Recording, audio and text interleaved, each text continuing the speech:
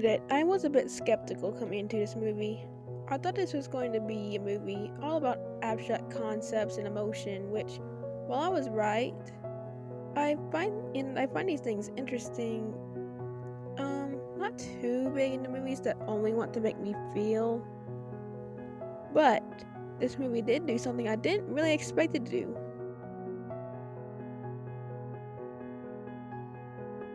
It made me think a lot. And if it isn't obvious already, thinking, well, alongside learning is my favorite thing to do.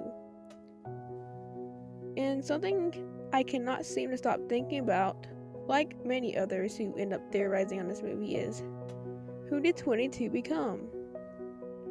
Better worded, what would 22's physical form be if we were to see it? Now, many I've seen try to answer this question have tried to assign 22 to an existing Pixar character. As far as existing characters go, I say either Russell from Up or Violet from The Incredibles are the best options. And if I remember, I'll link both videos from Gate of Theories down below as he explains each most popular theory and considers several girl and boy characters in each part. However, today I want to present a completely different theory and attempt to use my own inductive reasoning on an animated movie because it's fun. So I'm not doing it to say ha ha ha, you were wrong, and bring down other fellow film theorizers down because honestly, that would be just a jerk move. Rather, I'm simply presenting my own interpretation, and that just so happens to go against the grain, so per se. And I wouldn't even be making a video if I didn't really feel like I had anything to add to the conversation, so let's just get started. So here's all we know so far. The character's first scene in. I know, shocking. I thought they were neurodivergent.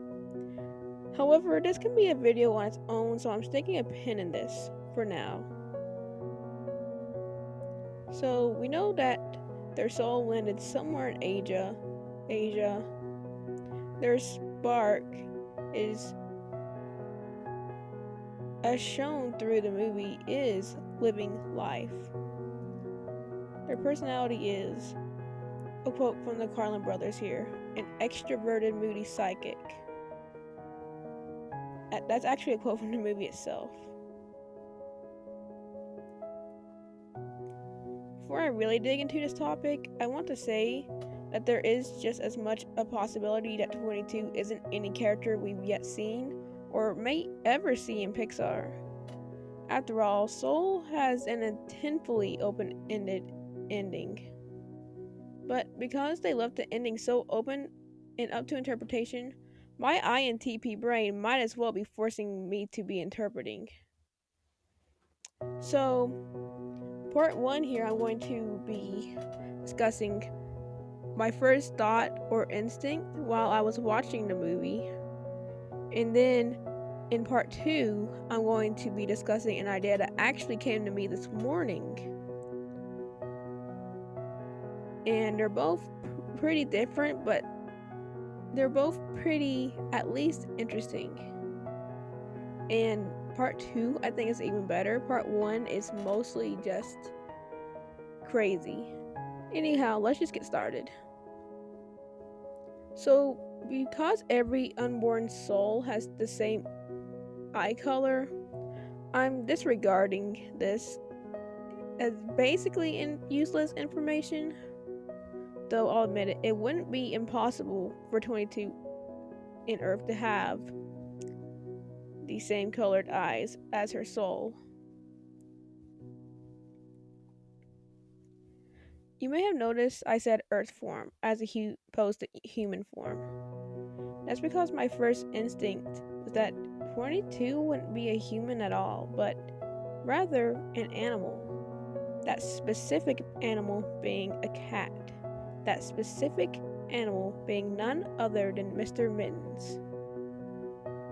I got this idea right when the hospital scene started.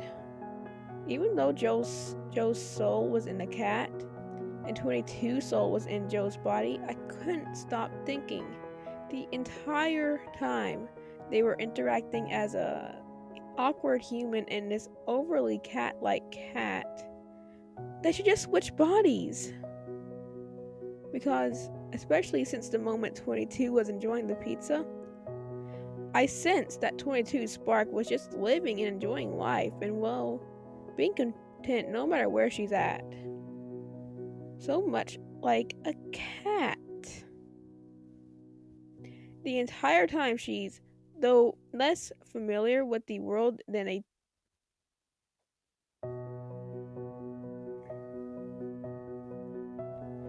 the other, she's hypervigilant, clever, and the exact opposite of shy, a quick learner, and once she gets the hang of being in Joe's body, she's pretty fast. Now, I'll admit, I'm a cat person if there ever was one. To some degree, if reincarnation were possible and I had to choose my next life, I, without a shadow of a doubt, would choose to be a cat. Any kind, it doesn't matter. And while I'm not an expert on cats or any kind of animal behavior, I have been fortunate enough to get to see and observe many cats throughout my life. By this I mean these babies. In case you're wondering, most of these babies are basically grown up now and with their respective owners. We still have 2 cats. However, back to the actual video. What I'm saying is, 22 reminded me of a cat over and over and over again. Especially this little guy. So yes, there's definitely a lot of bias in my personal confirmation that 22 may actually be the therapy cat, Mr. Mittens. A calico cat to be exact.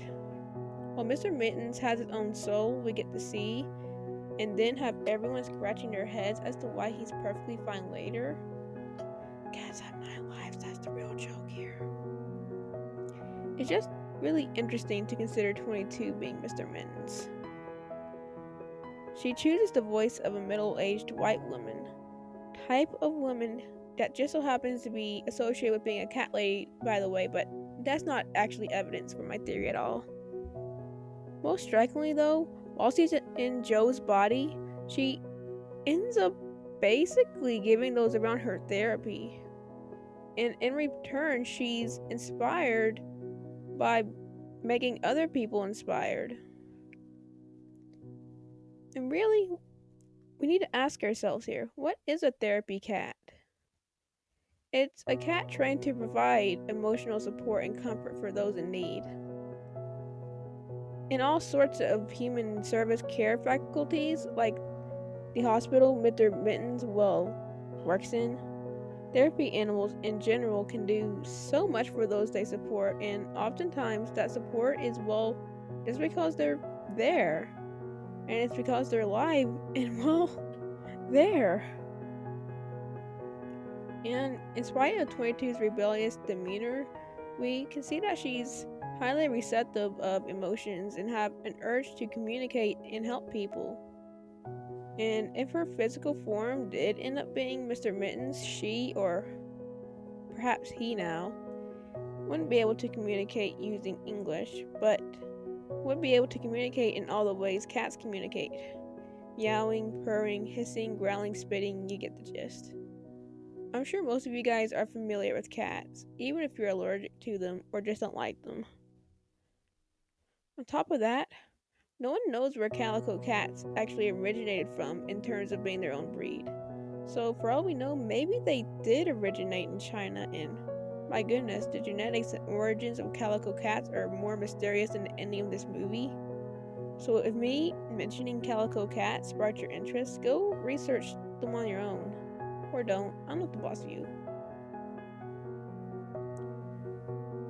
And a lot of this has to do with how I would write the ending if I was sat down in a room and told to write a closed ending for this movie, which would not only include 22 getting to basically be the therapy cat, but also one other theory I'm taking on to here. Because while many of us have given 22 so much attention, we've completely neglected what Joe's purpose actually was. which I believe. And to me, this is the most confident I've been in my own speculation for a while now. Is that Joe's spark might have been not just to play music, but his purpose was to teach music. I mean, the pieces are all here. Dare I say, the stars align. The school itself offered to take Joe on as their permanent band teacher because he was just that naturally good as a teacher. And his flashbacks on his purpose in life, they revolve either around his parents taking care of him or teaching him music. But if you pay attention, many of his flashbacks are him inspiring and teaching others to play and love music. It's pretty obvious to me. His purpose was to inspire and teach what he knows. And his purpose is to take that position as a music teacher for life. It almost seemed to me like he was so close to realizing that in the first scene of the movie. But he was so conflicted due to his own dream and desires and, well, what he thought was his spark, or, well, was his spark, but didn't realize that his spark wasn't his purpose. He was honestly misguided by his own selfishness. Look, I'm not bashing the character for it, but I'm just being curt. Joe is actually quite selfish throughout the whole movie. As a matter of fact, there's a scene where he thinks about killing an unborn soul. It's funny. But up until the third act, where he's unselfish and helps 22 escape being a lost soul, he ends up kind of meandering and not even knowing what to do, even though he knows what a spark is. Well, I would even go so far as to say that that act of selfishness was what inspired Terry so much. They decided to give Joe another chance of life, which, come on, guys. This is literal Deus Ex Machina. But, okay.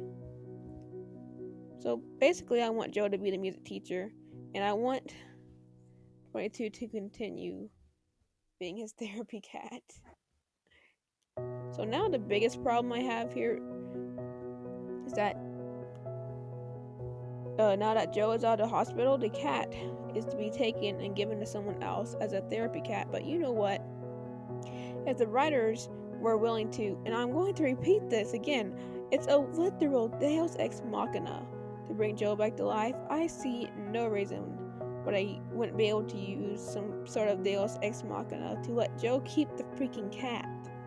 I mean, maybe this person could see how much Joe and Mr. Mittens like each other and say, "Oh, why don't you just keep him?" Or maybe Joe could say something like, "Well, I may need a little therapy for up here," and this person can just say, "All right," or, you know what? I don't know. This was a lot of thoughts, pretty messy ramble, but hey, that's how it is sometimes. Now, I want to quickly go over one other idea I had but ended up discarding in the making of this video. I was thinking maybe 22 became the girl we saw at the therapy session in the beginning of the movie. They needed therapy for what I can only diagnose as too emo for their own good syndrome, and ends up making a breakthrough when the therapist literally flips the canvas, hereby changing their perspective and outlook.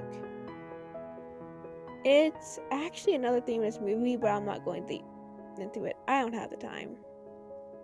But I disregarded this theory because what I have in part 2 I think is better and may actually be closer to more accurate, as accurate as I can get without writer confirmation than this first one. This first video was the mess. Hopefully the second part will clean it up a bit. Anyhow, that's all for now. I don't know if you need to hear this today, but I love you. I love you all. E Sarah.